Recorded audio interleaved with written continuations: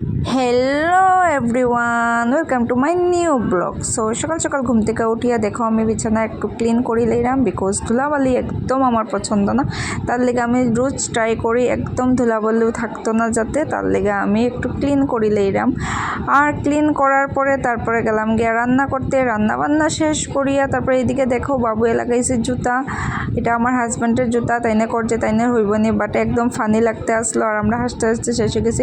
তারপরে বিকাল হয়ে গেল, আমরা গেলাম গিয়ে ঘুরতে। আর এই জায়গাটা পুরা পিস ফিল করি, পুরা পিস, মানে খুব মজা লাগে। আমরা এখানে একটু বই গল্প করি, মজা করি, খুবই ভালো লাগে বিকাল টাইমে যেতে। তারপরে খাই নিলাম আমরা চিকেন রোল, খুব টেস্টি আসলো চিকেন রোলটা।